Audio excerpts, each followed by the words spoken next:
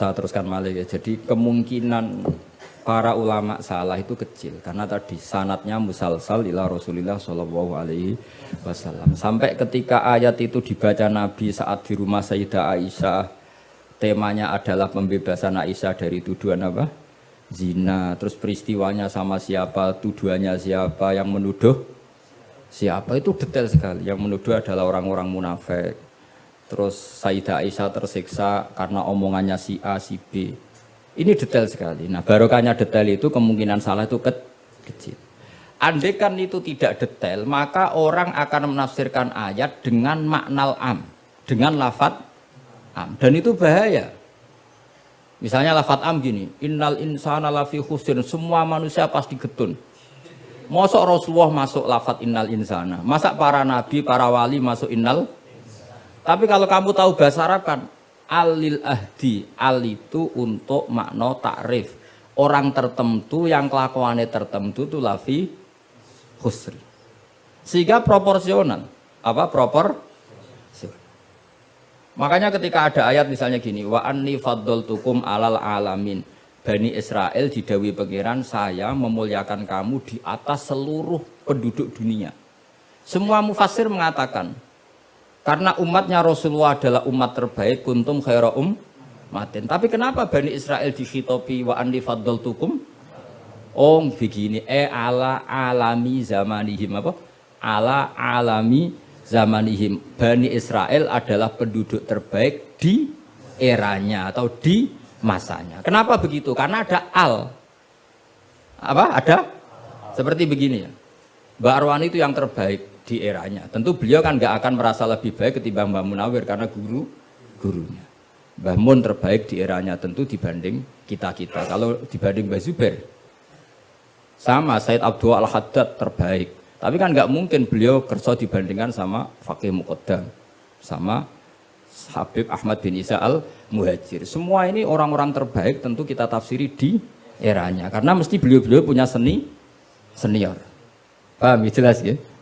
Sama lah. Ketika wa anni faddaltukum alal alamin, Bani Israel dikhitopi gitu, alami zamanihim, bahwa Bani Israel lebih utama hanya dibanding apa? Orang di eranya. Tidak mungkin mengalahkan umat Rasulullah Shallallahu Alaihi Wasallam karena umatnya Nabi kena status kuntum khaira ummati. Ya jelas ya. Jadi, nah, siapa yang tahu proporsional ini? Lagi-lagi ulama. Jadi ini penting, ulama ini penting. Sama ketika Rasulullah itu nyuwun sewu ya mau berteman orang-orang kafir. Itu ulama yang tahu. Bertemannya apa? Karena Rasulullah tidak punya hadzun nafsi, bertemannya adalah tatmi anil Islam supaya menyenangkan mereka masuk Islam. Tolaban li imanihim wa toma'an li imanihim. Tapi nak sing akrab sampean, oh paling untuk servis sih.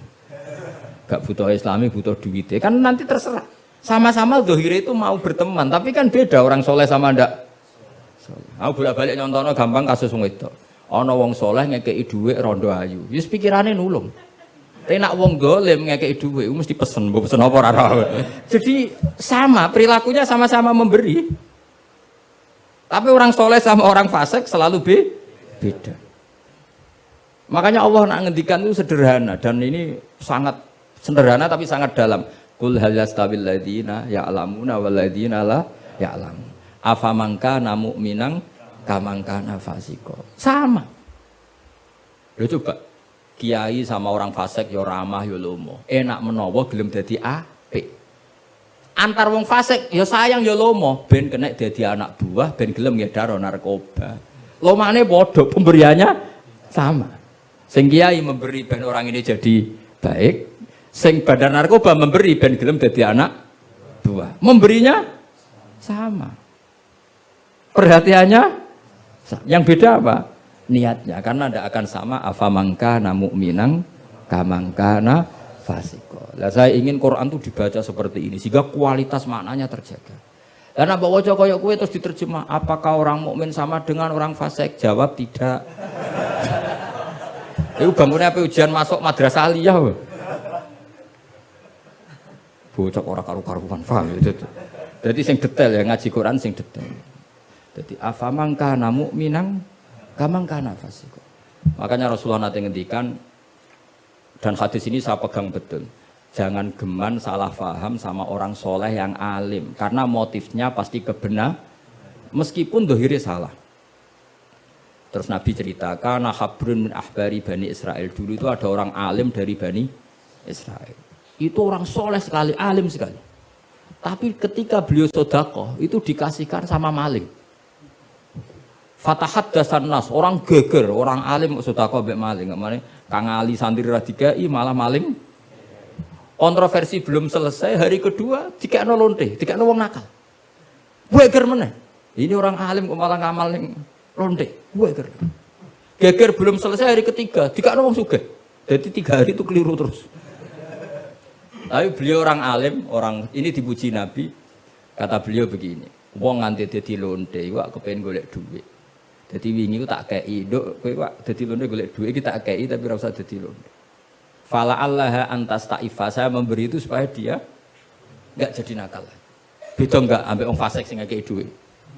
Ayo beda ta ora? Terus yo pesan dari. Terus copet itu dikasih, ditanya. Kenapa kamu ngasih copet? Lah ya copet nganti nyopet golek duit. Cung ora usah nyopet ya dina iki tak kei. Biasanya sedina untuk piro cung misalnya. Ya 500.000 wis kei 500.000 ora usah nyopet. Artinya apa? Sama-sama bentuknya itu ngasih, tapi motivasinya B. Sing paling sinis terakhir wong sugih dikai. Wong sugih ya bingung, "Mbah Yai kula wis sugih mbok kei dhuwit." Lah nganti kowe medhit, iku ora saking senenge dhuwit tak tambahi. Akhirnya isen sugih. Makanya masyhur itu. Jadi artinya gini loh, wong alim ora iso dipadakno wong. Makanya ketika Rasulullah SAW berteman dengan Nasara Najron, sampai Nasara Najron sowan ke Nabi konsultasi tentang agama. Terus bagian riwayat Nabi menghormati mereka. Itu beda dengan kita. Kita seperti itu nggak boleh niru-niru amat karena konteksnya beda. Kekuatan kita, iman kita dengan Nabi itu beda. Tapi tetap ini menjadi hukum. Siapapun boleh menganalisis sesuai pahamnya masing-masing. Tapi tetap beda. Saya ulang lagi, tetap beda. Karena tadi, misalnya ada orang alim, soleh, terus senengannya mulang rodo-rodo ayu. Ya kita harus husnudon. Paling banter, songko bodoh jadi pinter. Songko nakal jadi solihah. Songko kedonyan jadi eling akhirat. Ya motif utamanya seperti itu. Senajan kok akhirnya kecoba Hamdani terus ono sing diwayo. Ya tetap halal kan diwayo. Tapi kan motivasi utamanya itu bahwa para janda ini harus lebih baik. Makanya nenggone dibak ning manakib, nenggone dibak berjanji wayamsi ma'al armalati. Di antara sifatnya Nabi itu mau mengajarkan beberapa janda. Karena mereka kasihan. Tapi nak sing mulang sampeyan, sing mulang Hamdani, sing khusnudan ku sapa? Khusnudan kebodohan. Karena terus eling dene sing ayu iki sing elek iki. Dadi ora penting iku paham ta ora, wis penting dene apal apa? Itu kan ngeri betul. Maka ini penting saya utarakan. Jadi Allah nak ngendikan itu sebenarnya sederhana, tapi maknanya jauh. Afamangkana mu'minang kamangkana fasiko. Saya itu merasakan, saya kemarin 7 hari di Korea. Itu 2006 banyak santri Korea ngaji saya yang pas perainan. Kenapa saya yang diundang? Sebenarnya saya itu nggak diundang. Mereka minta saya ngaji. Beberapa kali sudah ngaji di Indonesia, terus mereka minta sekali-kali gus ngaji di Korea. Aku ya bilang gini, tapi waktunya terserah aku. Ngatur kiai dosa. Nggih Gus, pokoke terserah jenengan. Mereka mintanya 1 bulan di Ramadan. Bangunnya pondokku kan tutup. Kiai sewa piro? Sak wulan Ramadan bisa. Akhirnya saya minta seminggu saja. Uniknya apa setelah saya di Korea? Tahun 2006 tukang Ali Imran itu mereka ngaji saya di Jogja. Delalah saya pas nerangkan ayat ya ayyuhalladzina amanu alaikum anfusakum la yadurrukum man dhalla idza tadaitum. Wahai orang-orang yang beriman, jaga diri kamu secara baik-baik. Setelah kamu menjaga kebaikan kamu, setelah kamu menjaga iman kamu, setelah kamu menjaga konsisten istiqomah kamu, la yadurrukum man dhalla idza tadaitum. Orang sekeliling kamu sesat enggak masalah. Kamu hidup di Jakarta enggak masalah, di Hong Kong enggak masalah, di Thailand enggak masalah. Yang penting kesalahan kamu terjaga. Itu mereka terinspirasi. Itu satu-satunya ayat Gus yang menjadi kita nyaman hidup di Korea. Ustadz-ustadz di sana itu merasa nyaman. Enggak apa-apa kita dikepung orang ateis, dikepung orang macam-macam. La yadurrukum man dhalla idza tadaitum. Akhirnya dikenang. Nasihat saya itu dikenang. Akhirnya mereka sepakat ngundang saya semua guru-guru terus tak ijazahi itu. Ya sudah, Korea itu bumi ateis, bumi di sini tuh nangis semua karena lama enggak dipakai sujud. Padahal lakal hamdu mil'us samawati wa mil'ul ardi, bahwa memuji Allah itu harus memenuhi langit dan memenuhi bumi. Nanti kalau orang Korea enggak ada orang Indonesia, bumi ana sing lodang. Jadi didelok malaikat kok dhuwur, ini kok lodang karena enggak ada yang sujud. Tapi baru kayak dikepung TKI 49.000. Dan itu separuh lebih sholat. Sholatnya keren pisan, kadang ning Thailand, kadang ning gone. Karena kalau pas kerja itu waktu sholat disamakan waktu jeda 5 menit ke kamar mandi. Jadi rata-rata sholatnya itu pas di kamar mandi.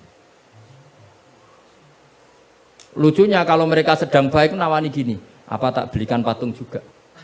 Karena pernah ada orang TKI sholat itu dincengin ngisor. Mereka aneh, ada sembahyang kok tanpa patung. Karena tahunya mereka ya namanya sembahyang pakai patung. Jadi betapa mereka nggak kenal sekali sama Islam. Dan itu pertama kenal barokahnya orang-orang Indonesia. 49.000. Nah sekarang udah bikin masjid, doa apa, terus ada yang ngontrak masjid. Jadi masjid itu unik. Kadang lantai 1 gereja, lantai 2 bar, lantai 3 masjid. Jadi saya pernah ngaji beb itu mau ke masjid ngelewati gereja dulu. Jadi masjid gambarnya salib. Karena yang di bawah itu gereja. Lewat situ. Lantai 2 bar. Bar itu lantai 3 masjid. Kadang balikannya masjid dulu, bar. Jadi ya nguji iman betul. Teman saya ada yang cerita, saya pernah Gus mau ke masjid, lantai 2 bar sudah masuk setengah. Ke masjid apa di sini aja ya?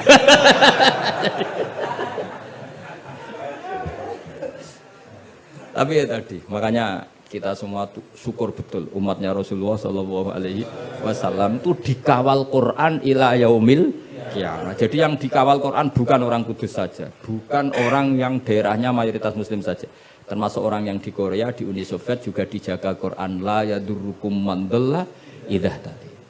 Saya punya dokumennya ya, orang-orang Rusia Kang Ali, ketika Uni Soviet itu mengkooptasi 100 tahun. Itu orang-orang Islam turunan Uzbek, turunan Syria, turunan Arab. Itu kalau ngajarkan tauhid itu di basement, di bawah tanah.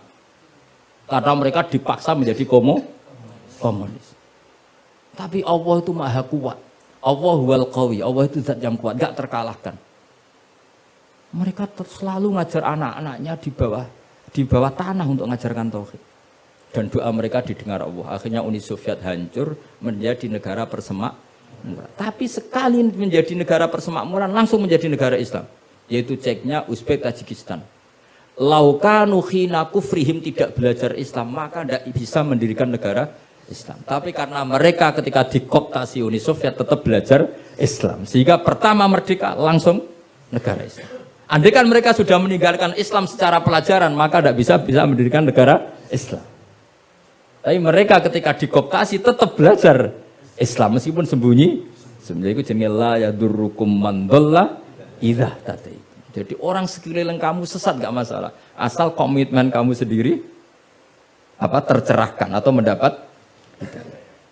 Dan saya itu ingin ya Quran-Quran seperti ini tuh mancep neng umat Rasulullah Shallallahu Alaihi Wasallam. Jadi eling-eling ya ayyuhalladzina amanu alaikum anfusakum la yadurrukum man dhalla idza tadaitum. Jadi kamu tidak usah takut zaman. Kayak apa Jakarta? Jakarta kata orang banyak kota maksiat gini-gini. Itu tidak benar. Banyak orang-orang alim. Siapa yang nggak ngerti Habib Mundir di era modern? Sampai Majelis Rasulullah besarnya juga di Jakarta. Siapa yang nggak ngerti keluarga Kuitang? Orang-orang alim yang non habaib juga banyak. Dulu ada Mbak Syafi'i, sekarang ada Pak Sukron Makmun, Pak Nur Iskandar. Banyak teman-temannya bapak yang alim di Jakarta. Santri saya yang Jakarta ya banyak. Muhibin saya Jakarta ya banyak. Karena ketika orang itu baik, itu la yadurrukum man dhalla idza tadaitum. Uni Soviet kayak apa dikjayanya? Ketika mereka hancur, malah mereka akhirnya yang hancur dan berdiri negara-negara persemakmuran dengan asas napa? Islam. Jadi kowe ora usah kuwatir, wah iki negara Indonesia rusak tauhid kudu dihancurno. Wah, apa-apaan gak tau ngaji, yakin gak tau ngaji. agama ini akan dijaga Allah ila yaumil kiamat. Jelas dawe Nabi la tazalu ta'ifatun min ummati zahirina 'alal haq la yadurruhum man khalafahum. Sebagian riwayat la yadurruhum man nawa'ahum. Agama ini kata Nabi selalu umatku ini ada pembela-pembela kebenaran ila yaumil kiamat kata Nabi. La yadurruhum man khalafahum, dan umatku yang bela kebenaran ini tidak akan terkalahkan oleh orang yang menentang mereka. Dulu ketika kita kecil, pengajian kudu lapor Polres, mubalake di data, dia bener ini. Saat ini pengajian rasa diundang Polsek dorau. Bedanya kan jauh sekali. Dulu kan kayak kesulitan, sekarang kayak apa? Padahal kualitas ibadah kita mungkin hebat, udah mungkin mesti hebatnya wong dhisik-dhisik. Tapi agama ini dijaga Allah. Nah cara kiai-kiai sing tasawuf dhisik digawa Imam Ghazali, Syekh Abdul Qadir Jilani. Iku agama mlaku. Berhubung agama diurusi pangeran, saiki digawa mudin ya mlaku. Mergo sing ngurusi pangeran. Cara sing ngurusi manusa agama iki wis tutup. Mergo sing gawa trimo mudin. Tapi berhubung dijaga pangeran, sing gawa rodok-rodok pidol wis tetep mlaku. Jadi Hamdani wis tetep mlaku. Ya memang Allah Ta'ala sudah janji la tazalu ta'ifat, ini dawuh Kanjeng Nabi. Dawuh Kanjeng Nabi tentu semakna dengan wahyu. Karena apa? Wa ma yantiqu 'anil hawa in huwa illa wahyu yuha. Jadi dawuh Nabi la tazalu ta'ifatun min ummati zahirina 'alal haq la yadurruhum man khalafahum. Jadi umatku akan selalu ada yang membela kebenaran dan tidak akan terkalahkan oleh yang menentang. Tapi syaratnya tadi loh ya, syaratnya seperti di Quran tadi, idah tada itu. Kalau di Kudus bar bisa rame, tapi nyatanya pengajiannya Ki Saroni ya bisa rame. Artinya kebenaran sebenarnya nggak pernah kalah. Coba saya sekarang hitung saja, konser dangdut sama sholatnya Habib Syekh, pendatangnya banyak mana coba? Tetap menang Habib Syekh. Sekarang orang yang di bar sama ngaji Jumat pagi banyak mana? Banyak banget. Artinya kebenaran itu selalu menang. Lah repotnya kadang sih gak kebenaran itu hitung-hitungan. Tak rewang ini untuk apa? Itu mulai masalah. Kalau yang bawa saja sudah ada ikhlas itu mulai. Asal yang bawa ikhlas, insya Allah tetap menang. Gitu. Dong tapi paham ya, orang usah tersinggung ya, biasa wae ora usah. Jadi artinya Allah menunjukkan kebenaran kan sesuatu yang nggak menarik itu sebetulnya. Kok menarik piye dong? Kiai ini wis lanang, jenggoten, brewoken, anak dulu artis kan karuan, sing disawang ayu. Lagi misalnya Khadruwan sing Hamdani Ali wis delok kok ngaji gini sing guri delok Hamdani itu untuk apa ya? Tapi yang menarik wae. Ya coba Vatikan, saya punya temen itu pernah main di Vatikan. Itu kan menarik, ada gondola, orang Eropa itu cantik-cantik, cekatoan cekak. Wajar lah kalau menarik. Tapi masih kalah dengan Ka'bah. Ka'bah wis kotak, pinggire wong brewok jobahan. Tapi wong mukjizat. Iku wong ya edan tenan mara Ka'bah. Edan itu seneng banget, ora edan basa Jawa, basa Arab. Cara wong Jawa nak darani seneng banget itu basa apa? Coba. Justru itu ketok mukjizate Ka'bah. Lah iya kalau orang ke Vatikan kan menarik, wajar kan akeh wong ayu, terus sungainya indah. Mara Ka'bah saja. Terus kotak ireng pisan. Terus ngono wong Arab-Arab. Wotok-kotok kadang dituwakoi. Wah, tapi wong Ka'bah iku keramat. Daya tariknya ya luar. Lu umpama nuruti teori sosial, Ka'bah itu menarik enggak? Coba sampeyan jawab. Justru iku keramate. Kiai yang ngono wis watuk nak mulang ra enak. Wadang mulang saking suwe ngidang itu. Tapi sing ngaji yo wae. Ana cah nom wis jaga penampilan, jaga image, berhubung niate ora pati ikhlas. Lah wong yo ora seneng. Daga wong itu. Dadi pancen agama iku mesti iso jaga agama mau ikhlas tok. Mun ngandel kula. Karena wa ma umiru illa liya'budullaha mukhlishina lahuddin. Jadi agama ini hanya bisa dijaga oleh apa? Ikhlas. Dilatih, caranya ikhlas piye Gus? Aku dhewe latihan mbok takoki. Tapi sebentar yo. Cuma latihanku wis suwe, dadi kemungkinan wis sukses. Jadi mun Al-Fatihah.